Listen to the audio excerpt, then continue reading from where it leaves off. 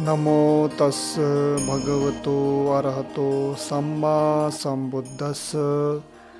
सभी साधक साधिकाओं को मेरा नमस्कार। अभी कुछ दिन पहले बुद्ध पूर्णिमा था। बुद्ध पूर्णिमा के दिन या वैशाख पूर्णिमा के दिन भगवान बुद्ध का जन्म और ज्ञान की प्राप्ति और महापरिनिर्वाण ये पूर्णिमा के दिन में ही घटा था। इसीलिए बहुत सारे देशों में ये महान घटना जो एक महान व्यक्ति के जीवन में घटा था, इसको बहुत ही धूमधाम से मनाया जाता है। हमारे गांव में भी बहुत ही धूमधाम से मनाया गया। और आप सबने भी इस पूर्णिमा के दिन में कुछ संकल्प लिए होंगे, कुछ अपने जीवन में आगे बढ़ने के लिए, धर्म में कुछ जानने के लिए, ध्यान को जानने के लिए कुछ संकल्प लिए होंगे। भगवान बुद्ध ने भी ऐसे ही पूर्णिमा के अवसर पर बहुत ही वर्षों से संकल्पित होकर के ही अपने जीवन में आगे बढ़ा था। तो आप सब ने अच्छे से मनाए होंगे, यही मेरा सोचना है, मानना है। तो आज हम लोग धर्म चर्चा करते हैं चित्तवग्गों के गाथा कथा और उसके अर्थ के बारे में। आज की कहानी में है 500 भिक्षु जो भगवान बुद्ध से ध्यान साधना के बारे में सीख करके और ये लोग दृढ़ संकल्पित होकर के अभ्यास करने के लिए सबसे दूर होकर के एक घने जंगल में जाता है। घने जंगल में जाता है, वहाँ पे बहुत ही अच्छा और ध्यान करने के लिए उच्च स्थान और योग्य स्थान, बहुत ही ध्यानमय स्थान देख करके वहाँ पे ध्यान साधना करने के लिए रुक जाता है। उस स्थान में देवी देवताएं भी वास करते थे। ध्यान करने के लिए भिक्षुएं हमेशा पेड़ के नीचे रहते थे या तो कंदराओं में, गुफा में आते थे। ये लोग जंगल में गए थे तो वहाँ पे गुफाएं नहीं था, तो सबने एक एक पेड़ के नीचे ध्यान करने का निश्चय किया। तो सभी देवताएं भी पेड़ में ही वास करते थे। बहुत सारे लोगों को लगता है कि देवी देवताएं मतलब अरे ये नाटक है, आडंबर है, देवी देवताएं क्या होता है, देवी देवता से क्या संकल्प है। देवी देवता के नाम पर, धर्म के नाम पर अभी इतने लूट मचा है, अंधविश्वास फैला है। तो ये देवी देवताएं भगवान का नाम लेते ही ऐसे बोलना शुरू कर देते हैं। देवी देवताएं, आप सब ने गाथा पढ़ा होगा, भगवान बुद्ध का सूत्र पढ़ा होगा, सब में देवी देवताओं का चर्चा है।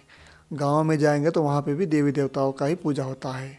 देवी देवता भगवान बुद्ध के अनुसार उनके सुविधाएं थोड़ा सा उच्च है हमारे मनुष्य से, लेकिन ज्ञान की प्राप्ति के लिए उनको भी मनुष्य ही बनना पड़ेगा। उनके पुण्य के कारण उनको ऐसा अच्छा जीवन मिला है। उनको भूख या उनके प्रयोग के सामग्री सभी कुछ उनको प्राप्त है, लेकिन ज्ञान प्राप्ति के लिए उनको मनुष्य बनना पड़ेगा। और उनके पुण्य के समाप्ति के बाद उनको फिर से या तो मनुष्य योनि या तो जीव जंतु की योनि या तो नरक भी मिल सकता है। उनके पुण्य पर ही निर्भर है। तो जो भी वस्तु है, दृश्य अदृश्य जो भी प्राणी है, भगवान बुद्ध के अनुसार उन सब को निर्वाण की प्राप्ति के लिए मनुष्य ही बनना पड़ेगा। और उन सब पुण्य के कारण उनको ये सब जीवन मिलता है। पुण्य के समाप्ति के बाद उनका ये जीवन समाप्त हो जाता है। तो देवी देवताएं कोई आडंबर की बात नहीं है। देवी देवताएं सभी पेड़ के नीचे वास करते थे। जब भिक्षुएं वहाँ पे आकर के ध्यान करना शुरू किए तो भिक्षुएं शील सदाचार में आगे होते हैं। और ये सभी 500 भगवान बुद्ध से शील सदाचार के बारे में सीख करके आए थे और बहुत ही दृढ़ संकल्पित होकर के ध्यान साधना का अभ्यास करने लगे। अब इनके संकल्प को देख करके, इनके योग, इनके जो गति को देख करके देवी देवताएं अपना गति खो बैठे। भिक्षु नीचे बैठा है, उनके ऊपर देवी देवताएं उस पेड़ में वास कर रहा है। तो देवी देवताओं को ये अच्छा नहीं लगा कि हमारे तो वास स्थान है और ये लोग आकर के हमें परेशान कर रहा है। हम लोग कुछ ऐसा करते हैं ताकि ये सारे भिक्षु यहाँ से भाग जाए, अपने अपने विहारों में चला जाए। ऐसा सोच करके सभी देवताएं उन सबको भगाने के लिए शाम के समय, रात के समय एकदम भयंकर आवाज़ें करना, उनको डराना, कंकाल, नग्न कंकाल उनके सामने प्रस्तुत करना, उनको डराने के लिए भयंकर भयंकर आवाज़ निकालना, ऐसा बहुत कुछ किया। सभी भिक्षुओं को ये समझ में आया कि ऐसा ऐसा हो रहा है, बहुत ही डरावना आवाज़ आ रहा है और मैं ध्यान से इसे नहीं कर पा रहा हूँ। लेकिन किसी ने भी एक दूसरे को नहीं बताया। धीरे धीरे ऐसा अभ्यास करते करते 1 महीना बीत गया, तो सबका शरीर में जो है मांस सूखता गया। सभी लोग पतले दुबले हो गए, दोनों तरफ का हड्डियाँ दिखना शुरू हो गया, चेहरे में आंखें धंस गया, एकदम पतले दुबले हो गए।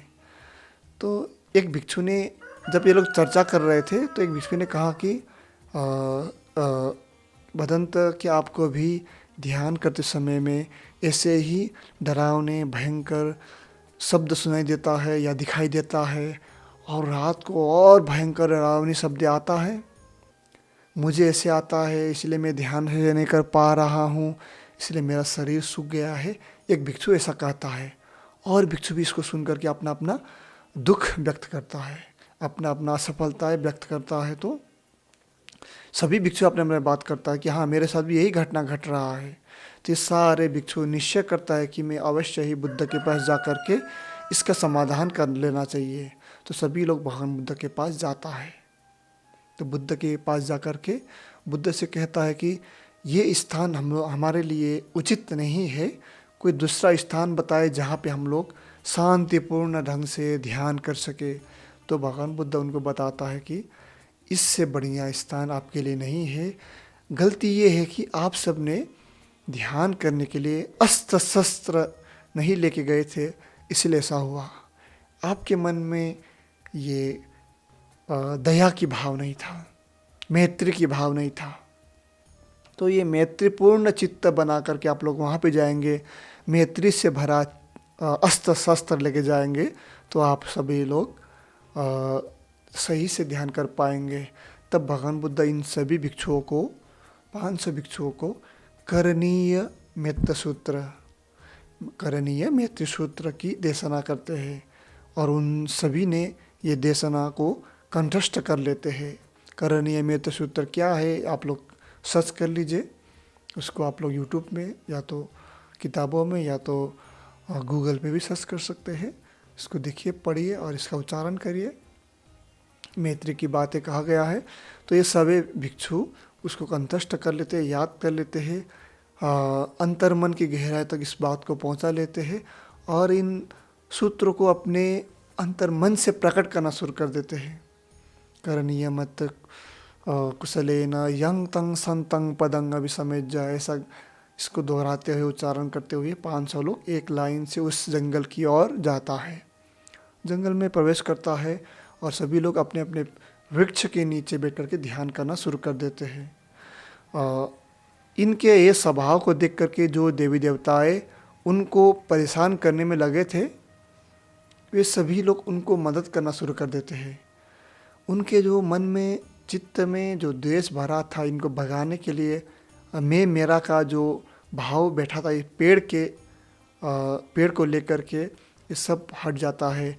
कितना सुख और शांतिपूर्ण यह भिक्षु संघ है, कितना मैत्रीपूर्ण है, कितना मैत्री से भरा है, ऐसा सोच करके ये लोगों के जो विचार था ये परिवर्तन हो जाता है।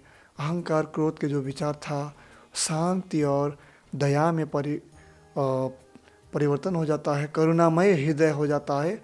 उन भिक्षुओं की सेवा करने लगता है, उन भिक्षुओं को जो भी आवश्यकता की वस्तुएं हैं ला के देता है।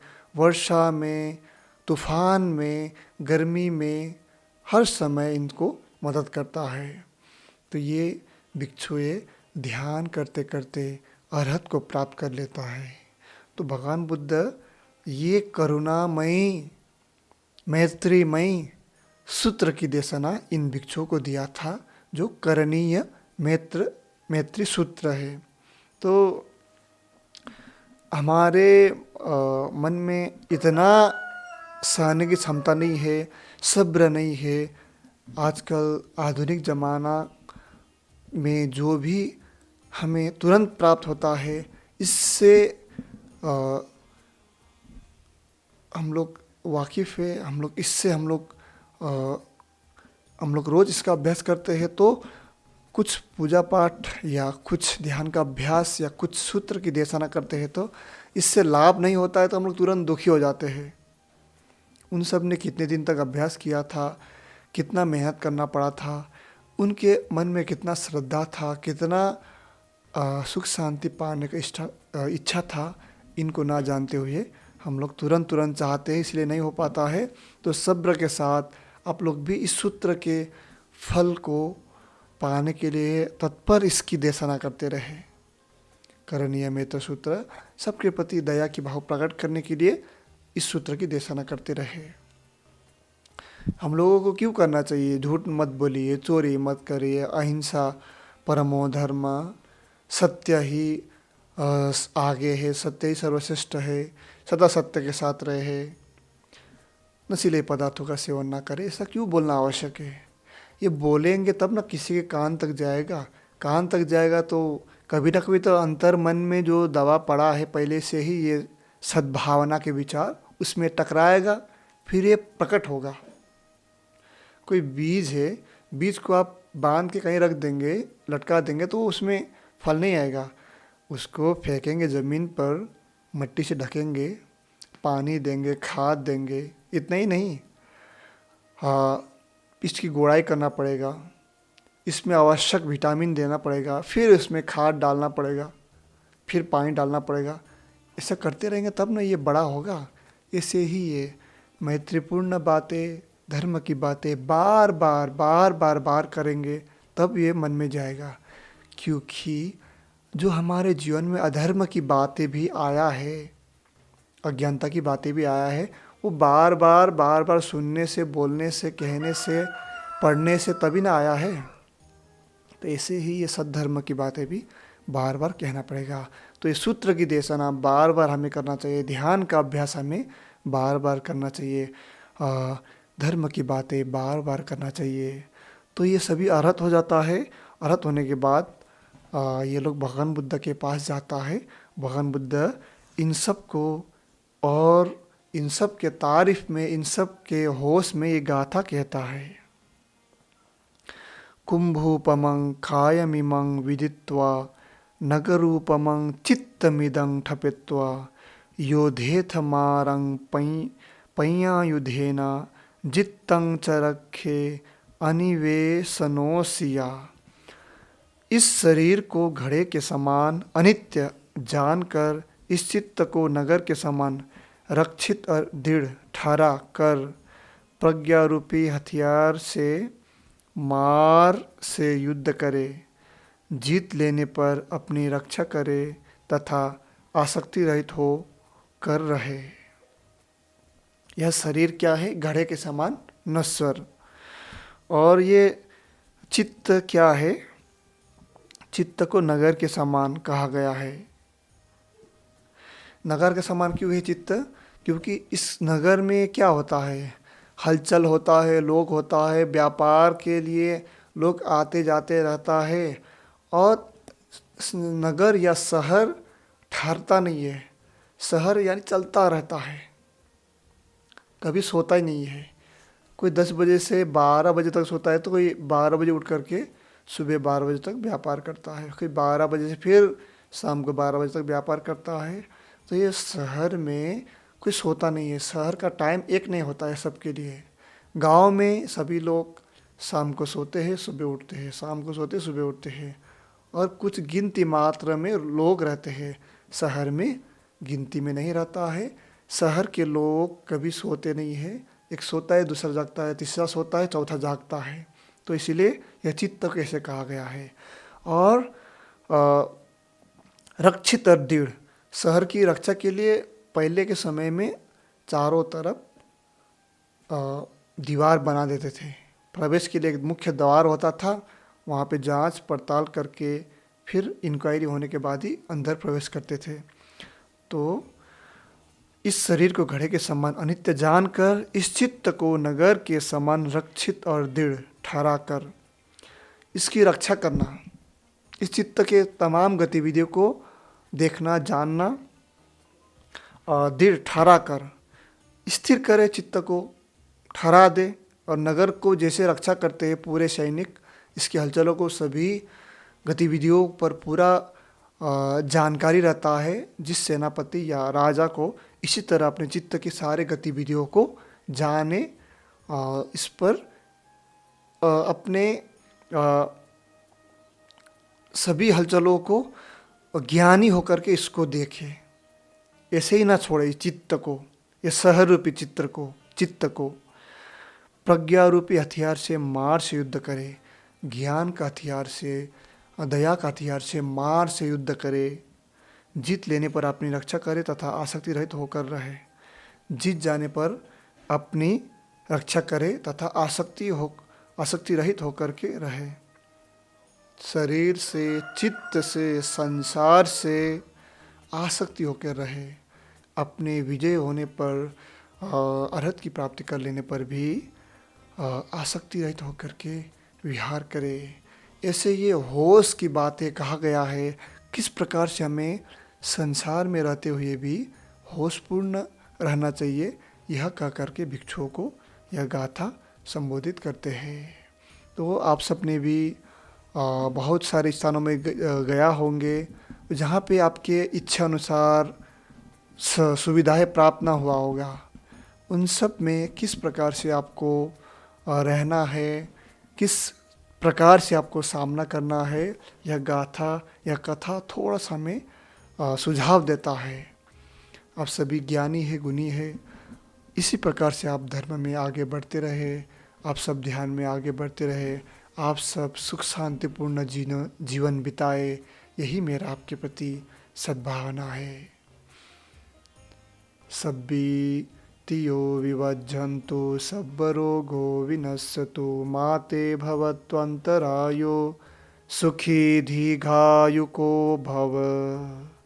साधु साधु साधु।